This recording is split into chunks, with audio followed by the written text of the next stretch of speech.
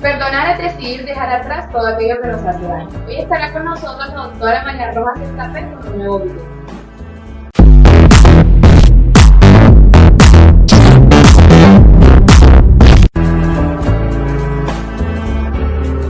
Se abre un paréntesis de vacaciones para los más afortunados y es tiempo de planes. Y hay quien de repente se pone a hacerlos y no tiene con quién.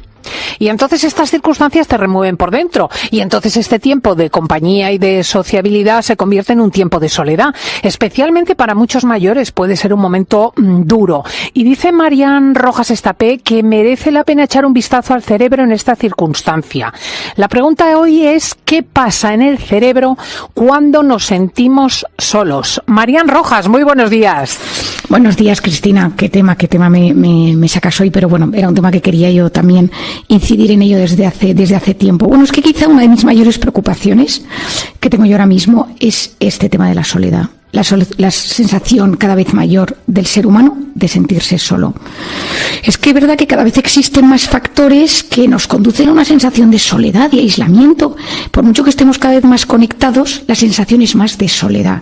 Porque las redes sociales, estás pero no estás, el tema de pues hay pocos hijos, la gente que es muy mayor y muy sola, se rompen muchísimas parejas, hay un distanciamiento, luego la pandemia que ha hecho los estragos que ya conocemos. Entonces, la soledad es un tema súper importante. En el año justo desde la pandemia, el cirujano general de Estados Unidos, el doctor Murthy, escribió un libro que se llamaba Juntos, el poder de la conexión humana. Es un libro muy interesante, un poco técnico, pero en el que explica exactamente qué pasa en el organismo en la soledad. Es decir, qué está sucediendo en nuestro cerebro, en nuestro organismo, en la sociedad, qué pasa en grupos. Estados Unidos se tiene todo un tema de aislamiento, de mucha gente sola, familias muy desestructuradas, y que esto se está convirtiendo en un problema muy, muy grande. Verdaderamente es sorprendente, porque se supone que es la época de las grandes comunicaciones sociales. Me llama la atención que digas que tiene también una réplica fisiológica en el organismo. Bueno, mira, te voy a contar. El doctor Donovan de Harvard en el año 2017 publicó un estudio de 79 adultos que se les había preguntado sobre cómo se sentían de solos, su vida, etcétera. Y se les midió el amiloide que tenían en el cerebro. El amiloide es lo que está presente en el Alzheimer. Y se ha descubierto que casi todas las personas que han comenzado con Alzheimer tenían sentimientos de soledad.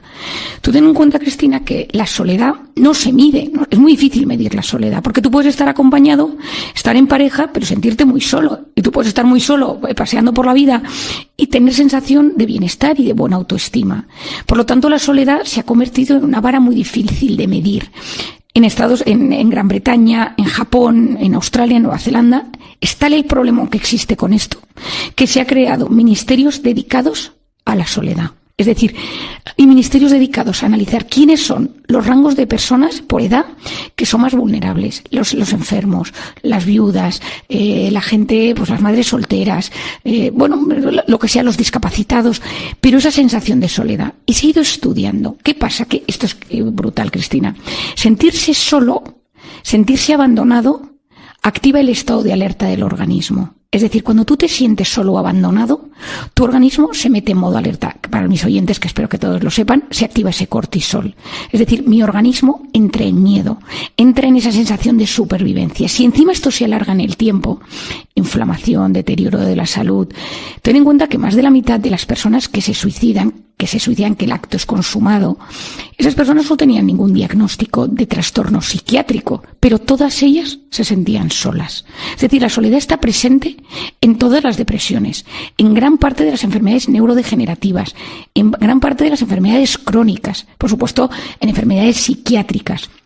Y tener esto en cuenta y tratarlo como un tema de salud pública. Es decir, a mí me parece que es un tema que debería, ojalá en algún momento en España también entre esto, como analizar, estudiar.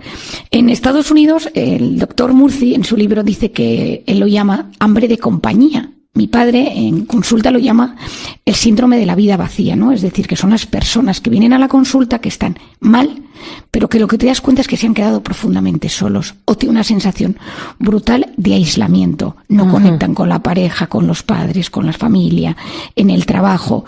De hecho, en Japón tienen un síndrome, tienen síndrome siempre con nombres curiosos por el japonés, Takotsubo, que tiene un nombre que por favor nadie se acuerde de él, pero que significa literalmente el síndrome del corazón roto, y fue descrito en 1990, que asocia la pena del corazón, me siento abandonado, me siento solo, me siento aislado, y esa es una pena tan abrumadora porque he perdido a un ser querido, porque estoy en pleno duelo, porque me han abandonado, me siento abandonado, y se ve cómo esto tiene efectos en la salud cardiovascular, en el estado inflamatorio del organismo, por supuesto en la microbiota, en el aparato intestinal, y puede activar enfermedades. Es decir, en el momento que sabemos que el dolor social, la soledad tiene este nombre, el dolor social, activa zonas del cerebro, activa el circuito cingulado anterior, la ínsula, genera cortisol, me mete en modo estrés.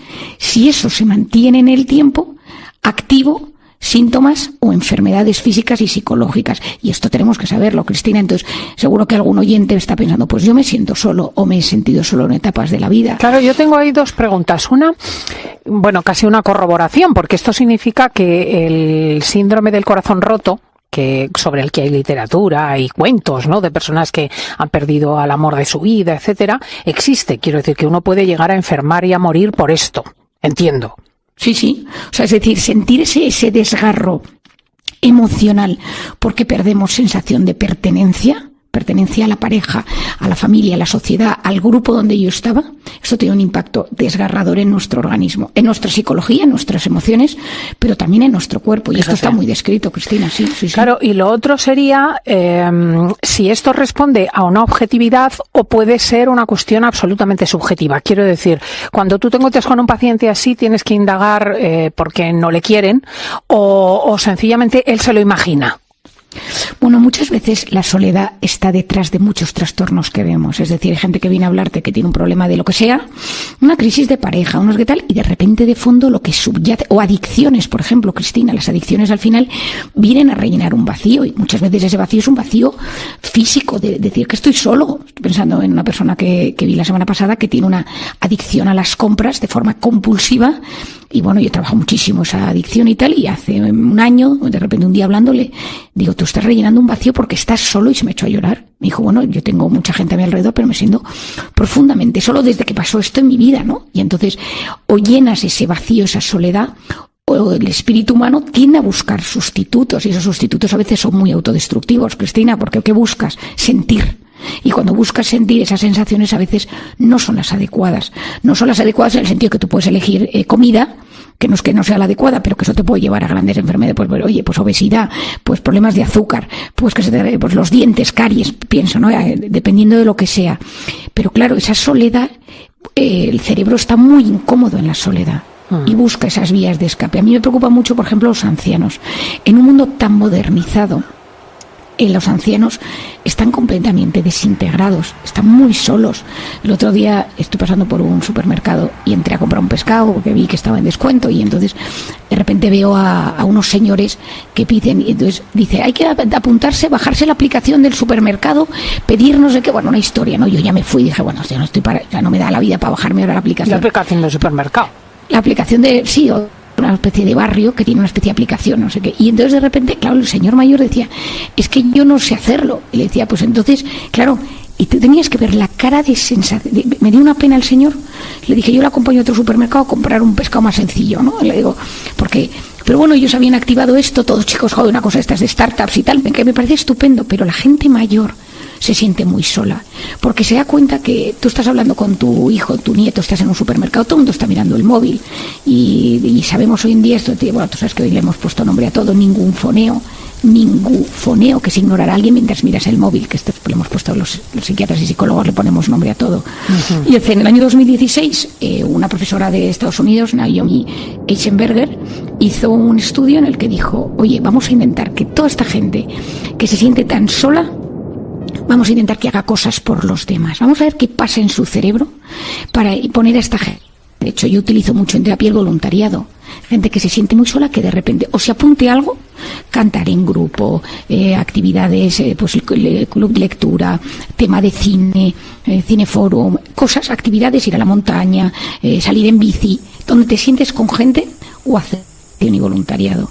De hecho, se ha visto que en el año 2017 un estudio que se publicó que un grupo de viudas que hacían voluntariado y viudas que no lo hacían. Y sí vio sus niveles en sangre, sus parámetros inflamatorios, su estado de ánimo. Entonces yo pienso es que cuando te sientes solo, salir de ti mismo y buscar algo que hacer, al menos palía momentáneamente esa sensación de ¿Y estas soledad. viudas examinadas daban parámetros distintos según realizasen o no estas actividades?